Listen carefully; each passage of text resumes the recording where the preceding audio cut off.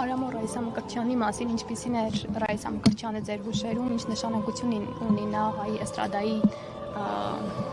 զարգացման մեջ։ Ռայսա Գրանտովնան մի հատ էպոխա էր մեծ, լինելով 60 տարի բեմում, պատկերացրեք համերգների քանակը, երգերի քանակը ոչ միայն Երևանում, Հայաստանում համերգներով, այլ Հայաստանից դուրս տարածել է մաքուր հայ երաժշտություն էստրադային ժանրը։ Ռայսա Գրանտովնան բացառիկ անձնավորություններ, ինչքանով ես շփվել եմ պրոֆեսիոնալ բառից բուն իմաստով, պահանջկոտ, շատ բարի եւ նաեւ հումորով հիանալի մարդ էր։ Պատկերացնում եք, ռադիոյի ֆոնդում մեզ մնաց ժառանգ Ռայսա Գրանտովնայից 400 երգ, ոսկե ֆոնդում, ոչ թե ֆոնդում, ամեն մեկը չէր կարող ձայնագրել ոսկե ֆոնդի համար, եւ Ռայսա Գրանտովնան մոտ 400-ից ավել երգ ձայնագրություններ առ այսօր պահպանվել է մեր ռադիոյի արխիվում։ Ինչ Հարաբերությունները մենք հանդիպում ենք կոնսերվատորիայում, Էման դասավանդում է կոնսերվատորիայում եւ նույն դասարանում շատ ջերմ մեր ավակ սերնդի ներկայացուցիչ այլ կերպ ոնց կարող եմ Ռայսա Գրանտովնայի մեծագույն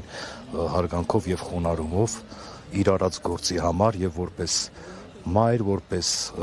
ընկեր, որպես երգչուհի, որպես արվեստագետ իսկապես խոնարհվում եմ եւ շատ ցավում եմ, որ հիմա մերդ հիմա անցյալով ես արդեն խոսում տվյալ մարդու մասին անցյալով ես խոսում եւ մի հատ կարևոր բան կա, որ Ռայսա Գրանտովնան թողեց մի հատ մեծ ժառանգություն երգերի եւ ուզում եմ նաեւ շեշտել Ռայսա Գրանտովնայի մանկավարժական կյանքը, որը նա դասավանդում էր պետական կոնսերվատորիայում եւ Բաբաջանյանի ուսումնարանում ուներ հիանալի ուսանողներ, հիանալի եւ քան անգամ ես ներկա եմ գտնվել դասարանական համերգներին, քննությունների ժամանակ, երբ որ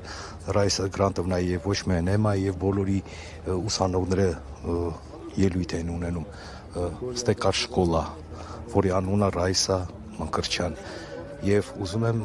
իր սաներին ցանկանալ, որ միշտ բարձր պահեն այս մեծագույն երգչուհու անունը, Ռայսա Գրանտովնայի, Ռայսա Մկրտչյանի անունը եւ հպարտանան, որ ունեցել են նման ուսուցիչ, ցանկանում եմ ուսանողներին